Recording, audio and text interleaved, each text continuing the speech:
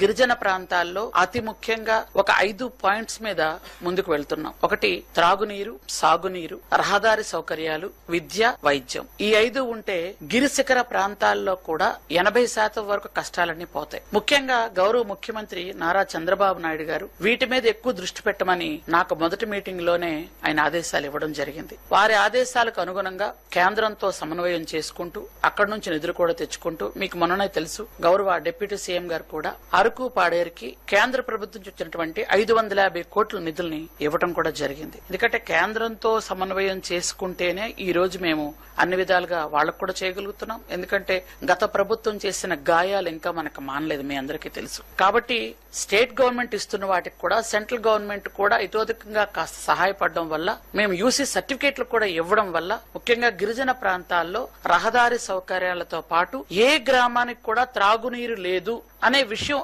రాకుండా అందరికీ ఇస్తున్నాం. నేను వచ్చేటప్పటికి దాదాపు 1600 గ్రామాలకి త్రాగునీటి సౌకర్యం లేదు. మేము వచ్చిన తర్వాత ఆ గ్రామాలన్నిటి కూడా త్రాగునీరు సౌకర్యం కల్పించడం జరిగింది. ముఖ్యంగా పిల్లలందరికీ కూడా సమ్మర్ హాలిడేస్ ఇచ్చారు. ఈ సమ్మర్ హాలిడేస్ కంటే ముందు పిల్లలు స్కూల్స్ చూస్తే చాలా బాధ అనిపించేది. స్కూల్స్ గానీ, వాళ్ళ కాంపౌండ్ వాల్స్ లేకపోవడం గానీ, టాయిలెట్స్ లేకపోవడం గానీ, ఆర్ఓ ప్లాంట్స్ లేకపోవడం గానీ కొన్ని ఆల్రెడీ ఈ 9 నెలల్లో వాళ్ళందరికీ కూడా ఇవ్వడం జరిగింది. ఇప్పటికీ 156 కోట్లు పెట్టి స్కూల్స్ లో మౌలిక సదుపాయాలు కల్పించడం కోసం మేము ఏర్పాటు చేస్తున్నాం. ఈ 1.5 మంత్ సమ్మర్ హాలిడేస్ లో పూర్తి చేస్తాం. పిల్లలు మళ్ళీ స్కూల్స్ తిరిగి వచ్చేటప్పటికి వాళ్ళకి పూర్తి స్థాయిలో త్రాగునీరు, టాయిలెట్స్ పూర్తిగా ఉంటాయి. అలాగే స్కూల్స్ లో ఉన్నటువంటి కొంచెం రిపేర్స్ ఏవైతే ఉంటాయో అవి కూడా చేస్తున్నాం.